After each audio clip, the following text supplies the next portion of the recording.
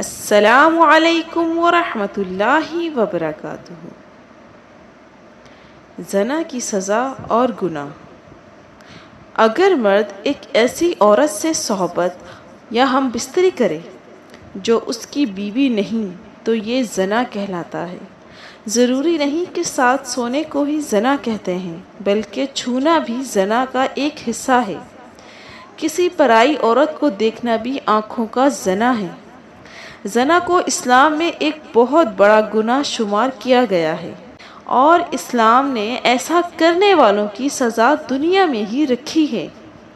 مرنے کے بعد اللہ اس کو سخت سزا دیں گے۔ زنا کے بارے میں کچھ حدیث اور قرآن کی ہدایت دی ہے۔ زنا کرنا گناہ کبیرہ ہے اگر شادی شدہ ہے، ورنہ 100 کوڑے۔ مگر آج کل حدود کا نفاذ نہیں، اس لیے ایسے شخص کو صدقے دل سے توبہ استغفار کرنا چاہیے۔ ایسا شخص اگر اپنے فعل پر نادم ہو کر توبہ استغفار کرے اور آئندہ ایسی حرکت نہ کرنے کا عزم کرے تو اللہ تعالیٰ کی ذات سے کبھی امید ہے کہ اس کی توبہ قبول فرمائیں گے۔ حضرت محمد صلی اللہ علیہ وسلم نے فرمایا، مومن مسلم ہوتے ہوئے تو کوئی زنا کر ہی نہیں سکتا۔ اللہ پاک نے قرآن پاک میں فرمایا، اور دیکھو زنا کے قریب بھی نہ جاؤ۔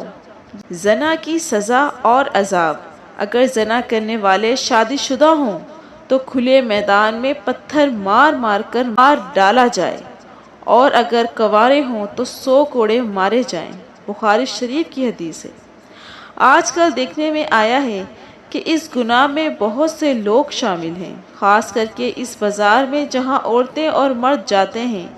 کسی کا ہاتھ کسی کو لگ رہا ہے، کہاں لگتا ہے کچھ معلوم نہیں ہوتا، چاہے لڑکا ہو یا لڑکی، اور پھر اس گناہ کو کرنے کے بعد بڑی شان سے سناتے ہیں، بلکہ ان کو بھی ایسا کرنے کی رائے دیتے ہیں۔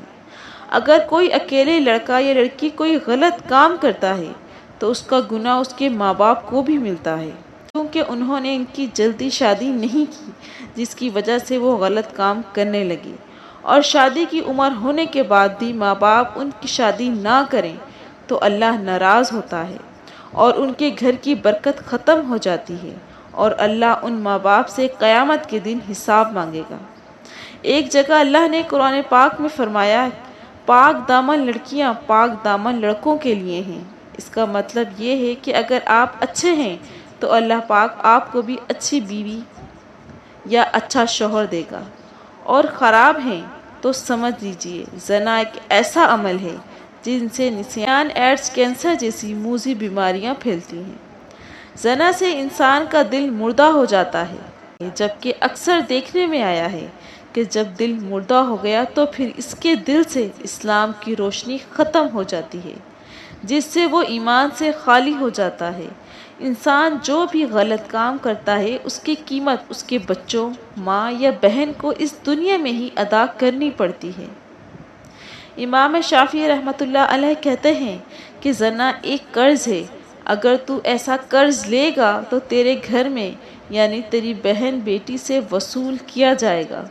دوستوں، اس کبیرہ گناہ کی اور بھی سزائیں ہیں، لہٰذا خود بھی بچیں اور اپنے دوستوں کو بھی بچائیں۔ اگر آپ نے اپنا جنسی قصہ اپنے دوست، سہیلی کو سنایا اور اس کے دل میں بھی ایسا کرنے کی بات آ گئی اور اس نے وہ کام کر لیا تو اس کا گناہ آپ کو بھی ملے گا، کیونکہ آپ نے ہی اس کو غلط راستہ دکھایا۔ اللہ پاک ہم سب کو اس گناہ سے محفوظ رکھے، آمین۔ ویڈیو پسند آئے تو لائک کریں، اور مزید اس طرح کی اسلامک ویڈیو دیکھنے کے لیے میرے چینل کو سبسکرائب کریں۔ السلام علیکم، جزاک اللہ۔